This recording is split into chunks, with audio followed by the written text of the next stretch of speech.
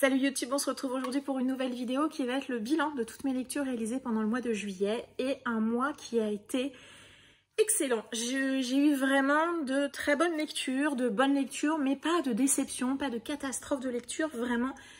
Et j'en suis hyper contente. Et j'ai même réussi à lire durant ce mois de juillet une série en intégrale, puisque j'ai lu la duologie de l'épée, la famine et la peste de Aurélie Wallenstein, tome 1 et tome 2, publié chez Scrinéo. Duologie que j'ai lu avec Dorian, Monsieur Cabric.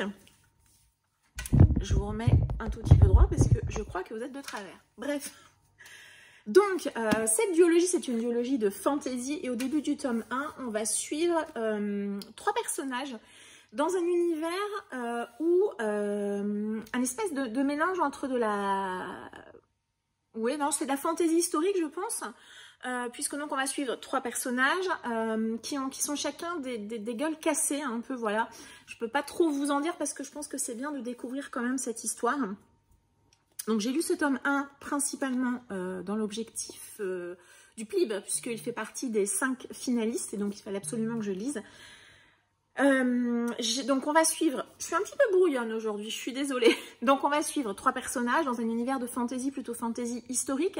3 personnages qui sont des gueules cassées et que l'autrice va vraiment prendre le temps de nous présenter dans un univers assez noir, assez sombre. Les personnages en eux-mêmes, ils sont plutôt gris, ils ont beaucoup souffert. On a de la fantasy, un petit peu de fantastique, dark fantasy, je pense clairement, parce qu'on a des choses assez sombres qui se passent ici, avec de la sorcellerie également, de l'inquisition, enfin voilà, vraiment un univers assez sombre. J'ai beaucoup aimé la plume dans ce tome-ci. Alors c'est vrai que Aurélie Wallenstein, j'ai une relation un peu particulière avec cette autrice, puisque j'ai lu plusieurs de ses romans, notamment le fameux Dieu oiseau, mais pas que. C'est une autrice qui est extrêmement populaire, que beaucoup de gens adorent, et je comprends pourquoi. Moi, jusqu'à présent, je reste toujours un petit peu sur ma faim. Là, j'ai retrouvé la plume. Je trouve une plume très addictive, très agréable à lire. Comme je disais, un univers très noir, très sombre, des personnages gris, qui ont beaucoup souffert, qui ont fait des choses parfois pas très reluisantes, on va dire. Et puis, pas mal de scènes assez gore, assez dures. Des personnages qui sont pas ménagés, vraiment l'autrice elle leur en met plein la tête, clairement. Ce que j'ai beaucoup aimé dans ce tome-ci, qui est finalement peut-être davantage un tome d'introduction, c'est que l'autrice elle prend le temps vraiment de nous présenter ses personnages. Donc j'en parle de 3 principaux, mais il y en a également d'autres. Elle prend le temps, c'est plutôt agréable, vraiment par rapport à des fantaisies où ça déroule l'annonce. Je trouve qu'elle prend le temps. On prend le temps quand même de s'intéresser à l'univers, elle prend vraiment le temps de tout nous expliquer. Finalement, ce tome 1, je trouve qu'il est assez introductif malgré tout. C'est vrai que du coup, c'est une lecture qui disait que c'est un petit peu gênant de voter ou pas pour des premiers tomes de série, parce qu'on voit tout le devenir, mais on ne sait pas ce que ça peut donner par la suite. C'est vrai que c'est un petit peu gênant. C'est aussi pour ça qu'on a enchaîné directement avec le tome 2, avec Dorian. Alors, un tome 2 qui démarre directement après la fin du tome 1, et elle prend... Alors, je vais faire attention à ce que je dis, parce que je veux vraiment pas vous spoiler. Le début de ce tome 2, il m'a mise sur les fesses. J'ai été sciée, très surprise de l'orientation qu'elle choisit de donner à son histoire. J'ai trouvé ça aussi culotté, vraiment culotté. Donc là, on est dans 3 personnages principaux. Là, on a finalement un 4e que l'on va découvrir davantage. Lui aussi va se retrouver être un personnage davantage gris que ce qu'on pensait. Un dernier tiers que j'ai trouvé un petit peu plus long, et puis malheureusement une fin qui ne m'a pas particulièrement plu. Voilà, il y a quelques longueurs dans ce tome, et voilà, il y a une fin voilà, que j'ai pas particulièrement aimée. Il y a malgré tout beaucoup de rebondissements, beaucoup d'événements. J'ai beaucoup aimé globalement cette duologie, vraiment, mais là je retrouve un peu ce que j'ai reproché, enfin ce qui m'a déplu en fait, plutôt que de reprocher dans les autres romans que j'ai lus de l'autrice. À chaque fois, j'adore l'idée de démarrage, j'adore ce qu'elle propose, mais je n'accroche pas aux fins qu'elle propose, qu'elle offre au lecteur. Et ici, finalement, c'est un peu ça que j'ai eu, c'est-à-dire une excellente histoire, un très bon démarrage, de très bonnes idées. Toujours une plume très agréable à lire, fluide. Faut aimer les choses un peu sombres, un peu dark, faut aimer la nuance. Je trouve qu'il y a quand même un petit peu de nuance, mais malheureusement, à chaque fois, avec moi, les fins qu'elle propose ne me correspondent pas du tout. Et même si j'ai passé un chouette moment avec cette duologie et qu'elle m'a presque réconciliée avec l'autrice, quand même, faut reconnaître. Moi, j'avais arrêté de la lire, hein, puisque à chaque fois, j'ai lu plusieurs de ses romans et à chaque fois, ça me faisait la même chose. Et là, je l'ai lu vraiment, vraiment parce que le PLIB, hein, donc il faut quand même que je lise pour pouvoir voter pour mon finaliste. Et sinon, j'y serais pas retournée. Donc, j'avoue que je suis un petit peu réconciliée avec l'autrice, que je la relirai, je pense. Peut-être que du coup j'aurai des attentes moins élevées par rapport aux fins, parce que là à nouveau la fin qu'elle propose ne m'a pas particulièrement plu, mais c'est une très chouette duologie dark fantasy française. Voilà, c'était très cool et je peux que vous le recommander. Ensuite, j'ai lu une suite de sagas et je me suis plongée avec beaucoup de bonheur dans le tome 2 de Sauveur et Fils de Marie-Aude Muraille, publié à l'École des Loisirs. Ici, on va donc retrouver Sauveur, je sais jamais si psychologue. Il est psychologue et son fils Lazare. Et voilà, on va suivre les passions qu'il reçoit, puis également sa vie personnelle. C'est une lecture doudou. C'est toujours hyper addictif, très facile à lire, ça se dévore. Moi, je lis ça à la vitesse de l'éclair. J'ai adoré, vraiment, j'ai adoré Sauveur et Fils.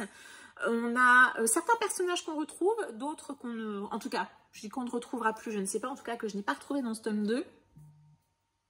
Une galerie de personnages rock'n'roll, vraiment. Il y a beaucoup de thématiques qui sont évoquées dans le tome 1, mais également dans le tome 2 également.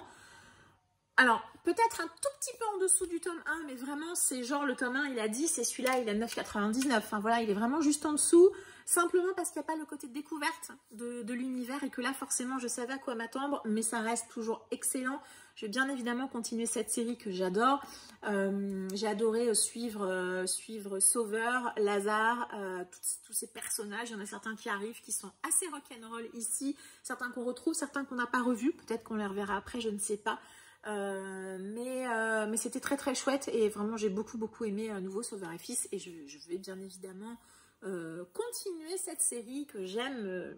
Je pense que je l'aime d'amour cette série, vraiment une vraie saga, saga coup de cœur, saga chouchoute. Ensuite, tout autre genre, j'ai lu Le Monde Miroir de Lily Fox. C'est publié aux éditions de L'Alchimiste et c'est un service presse que la maison d'édition m'a envoyé. Je les en remercie beaucoup. Je crois que je l'avais découvert dans le PLIB, justement, il me semble. Peut-être que je me trompe parce que c'est pas une sortie de l'année dernière.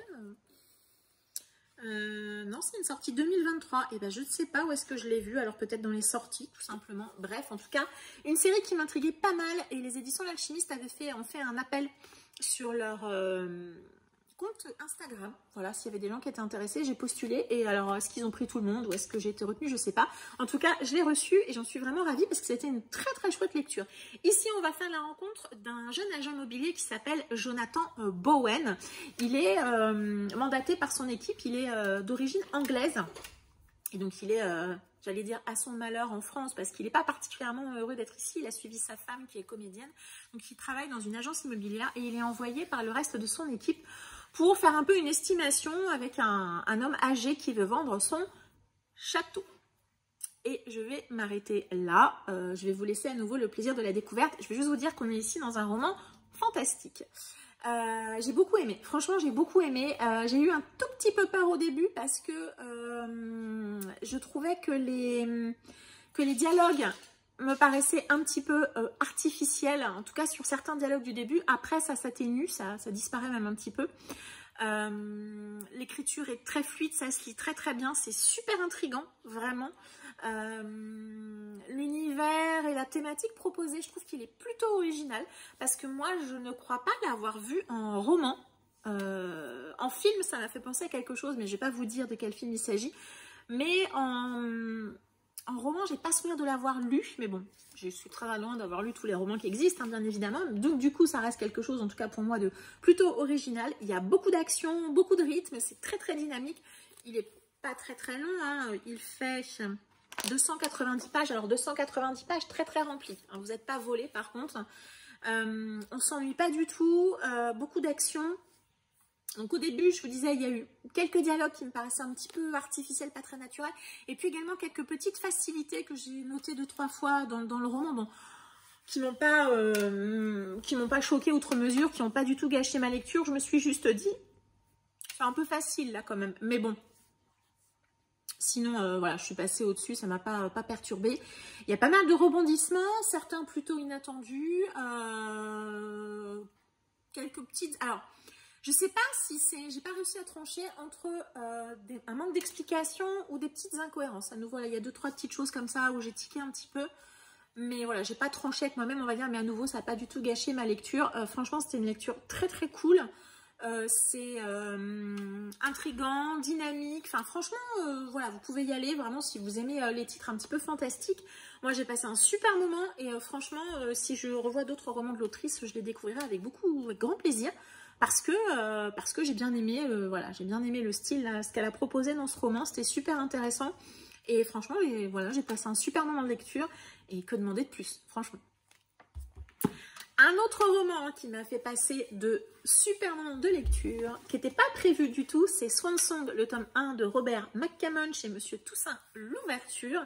Alors, il n'était pas du tout prévu dans ma palle de juillet, pas du tout, mais sur Instagram et YouTube, Caroline de la chaîne Carolivre, Miss Carolivre, pardon, a proposé une lecture commune autour de ce roman et je venais de l'acheter, j'étais hyper intriguée et du coup, voilà, je me suis greffée à la lecture commune et j'ai bien fait parce que c'était vraiment excellent. Donc ici, c'est un roman post-apocalyptique. Le monde que l'on connaît disparaît.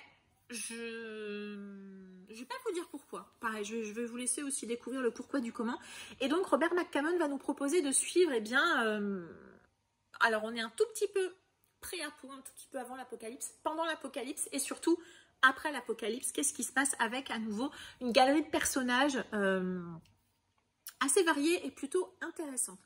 Alors, on va pas se mentir, ça m'a été très difficile de lire ce roman sans me détacher du Fléau de Stephen King. J'ai beaucoup pensé au Fléau pendant ma lecture et j'ai beaucoup comparé au Fléau finalement, alors que, mis à part le fait que ça soit un post-apocalyptique, il n'y a pas beaucoup de ressemblances en dehors de ça. Dans les deux romans, c'est l'apocalypse. Dans les deux romans, on va suivre des personnages et on va évoluer avec eux pour savoir comment est-ce qu'ils vont faire pour réussir à survivre ou pas à cet apocalypse. Par contre, ici j'ai trouvé que c'était peut-être un petit peu plus visuel, un petit peu plus cinématographique que dans le Fléau. On a quand même un certain nombre de descriptions pas très ragoûtantes qu'on a dans Swan Song, qu'on n'a pas forcément dans le King. C'est ultra addictif, on a une alternance de points de vue, ça marche toujours très très bien. Ne vous attachez à personne parce que vous ne savez pas qui va survivre ou qui va disparaître. Voilà, l'auteur ne ménage pas ses personnages, que ça soit en termes de violence physique ou psychologique. Il y a certains personnages que l'on va adorer, d'autres que l'on va détester. Donc ultra addictif et à nouveau toujours dans l'idée de le comparer au Fléau. Alors peut-être que je devrais pas, mais je n'ai pas pu m'en empêcher, donc pendant ce point lecture je ne peux pas non plus ne pas vous en parler. C'était extrêmement réaliste aussi. Il y a un certain nombre de grosses différences par rapport au Fléau du King. En tout cas dans le tome 1, on n'a pas du tout la dimension religieuse, voire ésotérique que l'on a dans le Fléau. Ici, pas du tout, on reste vraiment dans le très très pragmatique, très très réaliste. Et puis le motif également de l'apocalypse, c'est pas du tout le même dans les deux romans. Et il y a aussi beaucoup moins de longueur, c'est très dynamique, très addictif, il se passe beaucoup de choses, on a vraiment envie de savoir. Le roman, il fait plus de 500 pages, je l'ai dévoré, vraiment je l'ai dévoré, c'était ma première lecture de Robert McCammon, ça sera clairement pas la dernière et ce tome 2 sera lu voilà, d'ici la fin de l'année, j'en suis absolument certaine parce que c'était vraiment super, voilà, j'ai adoré. Si vous ne l'avez pas encore lu, franchement, vous pouvez y aller. J'ai lu une autre suite de saga en lecture commune avec Dorian. Nous avons lu le tome 4 de Second Occumène, publié chez Critique, qui s'intitule Vatican. C'est un tome 4, donc ça va être compliqué de vous faire un résumé général. Ici, on est dans un univers dans lequel l'humanité a quitté la Terre et est allée s'installer dans un autre système solaire.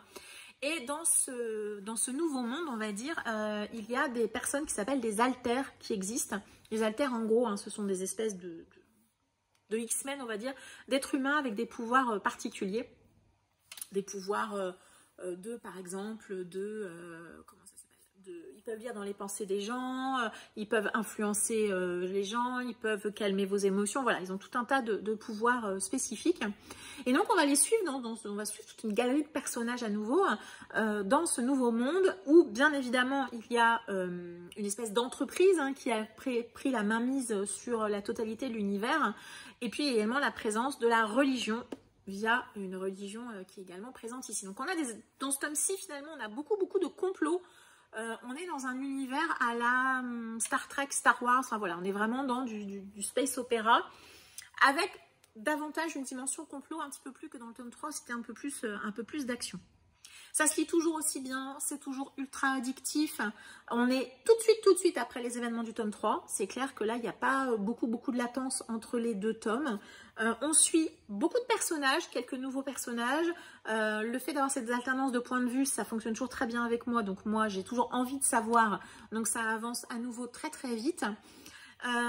Petit bémol un petit peu comme dans les tomes précédents, ça va parfois un petit peu vite. Il y a également quelques facilités, quelques hasards heureux. Il y a des choses qui sont traitées, je trouve, un petit peu vite.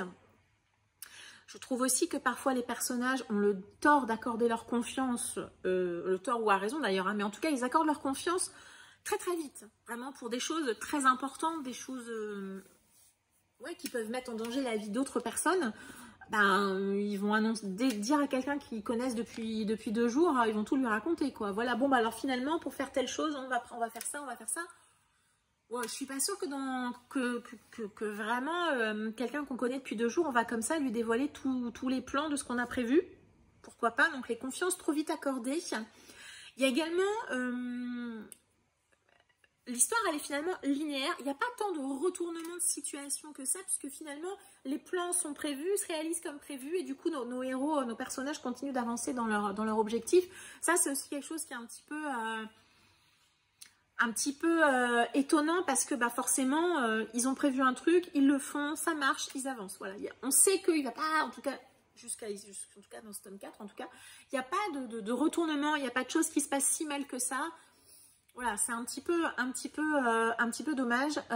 Et puis, il y a beaucoup de noms, voire parfois des noms de personnes qu'on ne reverra pas, des adjoints, des gens qu'ils croisent. Et parfois, c'est un petit peu confusant, puisqu'on ne sait plus, est-ce que c'est un personnage qu'il faut que je retienne ou pas? Est-ce que ce personnage qu'on croise là, il va avoir une importance ou pas? Voilà, donc il y a beaucoup de noms. Je regrette vraiment beaucoup qu'on n'ait pas de glossaire des personnages ou de liste des personnages au début ou à la fin de chaque tome, parce que c'est ou de personnages et de lieux également, parce que ça serait quand même bien pratique parfois pour essayer de se rafraîchir la mémoire, même si c'est juste pendant les 50 premières pages, parce que franchement on raccroche très bien les wagons. En même temps, j'ai lu le tome 3 il n'y a pas si longtemps que ça, mais bon, ça aurait pas été, en tout cas moi ça m'aurait bien aidé quand même, parce que parfois j'ai un petit doute sur qui est qui fait quoi, notamment dans les alters et dans les pouvoirs de certains alters, des fois je les confonds un petit peu. Donc voilà, beaucoup de personnages, beaucoup de monde, beaucoup de lieux, ça peut être un petit peu confusant, mais c'est super addictif. Les personnages, au bout de 4 tomes, on a quand même envie de savoir jusqu'où ils vont aller. Il y a certains personnages que je préfère à d'autres, bien évidemment. Il y a quelque chose auquel on s'attendait à la fin du tome 3 qui n'arrive finalement pas dans ce tome 4, donc c'était un peu étonnant. Bref, vous l'avez compris, Second Ocumen, c'est vraiment une série que je vous recommande si vous aimez les grandes sagas de space opéra. Voilà, vous avez vu les 4 premiers tomes sur ma chaîne, vous savez donc que c'est une saga que j'apprécie beaucoup. Je prends beaucoup de plaisir à la découvrir, je suis ravie de voir les éditions critiques avoir proposé ce genre de roman, un roman qui est peut-être une saga, qui est peut-être beaucoup plus dans le fun et dans le plaisir de lecture, que voilà, peut-être dans des grosses thématiques, même si on a quand même malgré tout quelques-unes qui sont évoquées et qui sont aussi plutôt intéressantes. Voilà, vous l'avez compris, si vous n'avez pas encore lu Second Ocumen, allez-y. Bon, c'est des petites briquettes quand même, et puis c'est pareil chez Critique, on n'est pas volé non plus sur la quantité de lignes par page du roman. Bref, Second Ocumen tome 4, c'était excellent. Et bien évidemment, je terminerai la série avec le tome 5. Alors, il me semble qu'elle est prévue le tome 5 d'ici la fin d'année. Donc j'espère pouvoir terminer cette série d'ici fin décembre. Et puis je vais vous parler de mes 2 meilleures lectures du mois pour 2 raisons un petit peu différentes. Alors j'ai beaucoup hésité, parce que vous savez que souvent en dernier j'aime bien vous présenter ma meilleure lecture. J'ai beaucoup hésité.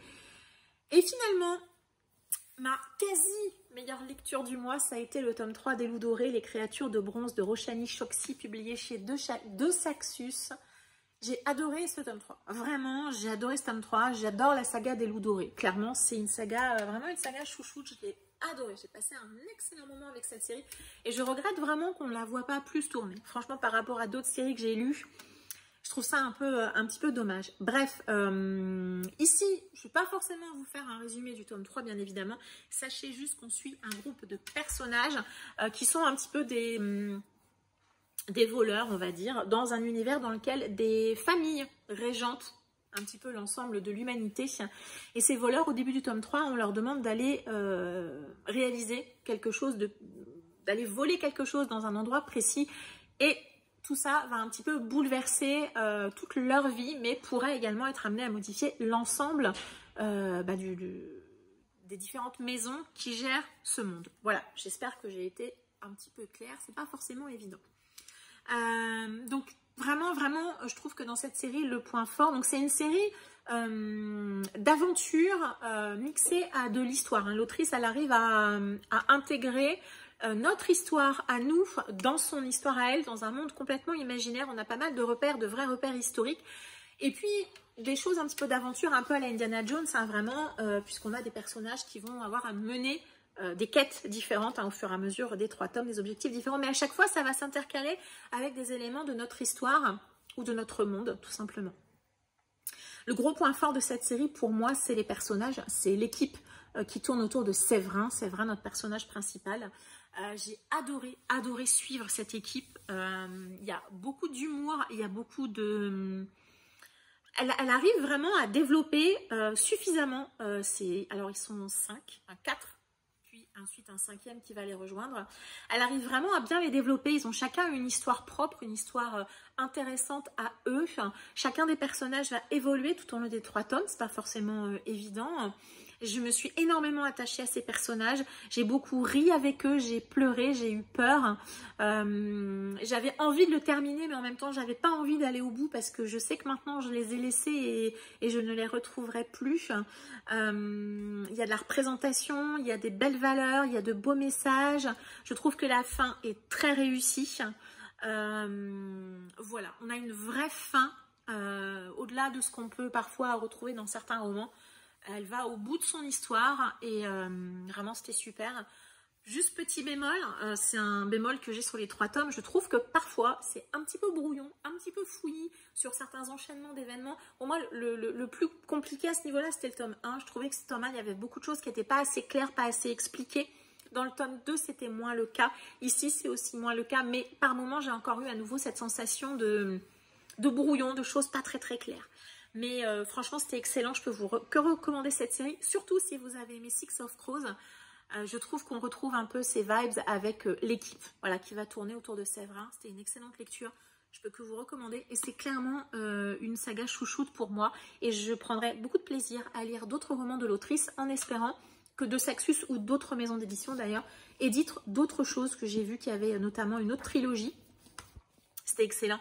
Ici, on est à Venise en Italie et ça aussi, c'était plutôt cool de voyager à travers les 3 romans. Bref, j'ai adoré et je peux que vous la recommander. Et le roman que j'ai gardé pour la fin, j'ai hésité entre les deux parce que celui-ci aussi, ça a été une lecture, j'ai adoré. Vraiment, je pense qu'on est sur un petit coup de cœur. C'est La femme vêtue de nuit, l'ordalie des âges de Nicolas Delongue. C'est un service presse envoyé par les éditions de l'Alchimiste. C'était topissime. J'ai adoré ce roman qu'on ne voit pas passer du tout, vraiment pas. Et franchement, c'était super. Ici, on va être au début du XVIe siècle en Allemagne et on va suivre un jeune homme qui s'appelle Enios. Enios, on ne sait pas trop pourquoi il est là au démarrage, mais on découvre qu'il est là pour trouver un tueur en série qui sévirait dans la petite ville à côté de là où il est. Donc, le début de l'histoire, ça va être l'enquête de Enios autour de ce charnier, de ces corps qu'il va découvrir. Et cela serait lié apparemment à la femme vêtue de nuit qui entrait un petit peu ce fameux village. Vraiment, je l'ai adoré. Dès le début, j'ai été complètement immergée dans cette histoire. J'ai trouvé que le style de l'auteur, il était hyper immersif. Il y a beaucoup de secrets. Et franchement, le fait de maintenir comme ça ce suspense, j'avais envie de savoir. J'avais envie de découvrir, de comprendre qu'est-ce qui s'était passé, pourquoi tous ces corps. Et puis, l'auteur, il nous dit également très peu de choses sur Enios. Et Enios, au début de l'histoire, il est capable de faire un certain nombre de choses. Et je me suis dit... c'est un peu facile là quand même, c'est un peu facile à nouveau, je me dis des facilités, bon, ok. Et puis finalement, c'était pas du tout des facilités et l'auteur au bout d'un moment, il m'explique ce que moi j'ai pris pour des facilités et j'ai trouvé ça top. C'est-à-dire qu'en gros, je me suis dit, ah, l'auteur il m'a mouché, ça c'est super, vraiment j'ai adoré, c'est-à-dire que ce qui me paraissait en me disant, ouais bon ok d'accord, c'est Sherlock Holmes le gars, et en fait pas du tout, c'est pas ça du tout, j'étais pas du tout dans le bon objectif. J'ai été extrêmement surprise. Il y a beaucoup d'événements qui m'ont retourné la tête, vraiment.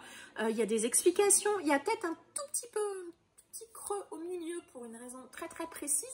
Mais finalement, c'était pas plus mal non plus, vraiment, de prendre le temps après la première partie qui est menée sur les chapeaux de roue, où on prend beaucoup d'informations dans la tête. Il y a beaucoup de suspense, beaucoup de mystère. C'est parfois un petit peu gore, trash, il y a des choses qui sont un petit peu difficiles, l'auteur, il n'hésite pas, hein, il y va, attention pour les plus sensibles bien évidemment, il y a du suspense, du rythme, il y a de très beaux messages, notamment par rapport aux droits des femmes, au respect, au consentement, mais c'est fait de manière très subtile, c'est pas avec les gros sabots comme on peut parfois le trouver, c'est fait de manière très intelligente. C'était une super lecture, j'ai adoré, je me suis fait mener en bateau, j'ai suivi l'auteur, il m'a emmené à un endroit et puis finalement c'était ailleurs qu'il fallait que j'aille. J'ai été très surprise, j'ai adoré. Franchement j'ai adoré, je ne peux pas dire le contraire, ça a été une super lecture et je ne regrette pas du tout de l'avoir découvert et franchement je ne peux que vous le recommander. C'est une petite maison d'édition, c'est un titre que j'ai très peu vu passer. Je crois que je l'ai vu uniquement sur une sortie livresque de Laurent Lado Vintage. Laurent, si tu vois cette vidéo, fonce, hein, il est pour toi. Franchement, il est pour toi. C'était top. Franchement, j'ai adoré. Vraiment. Je ne le dis pas parce que c'est un service presse. Vous savez que voilà, c'est pas. Je veux dire, il y a un autre service presse de la même maison d'édition que j'ai aimé, mais pas autant que celui-ci. Vraiment, si vous ne devez en acheter qu'un, celui-ci. Vraiment celui-ci. Et j'adorerais retrouver notre personnage principal dans d'autres histoires parce que c'était super. Vraiment, vous l'avez compris, ça fait plein de fois que je dis j'ai adoré cette lecture, je vous la recommande.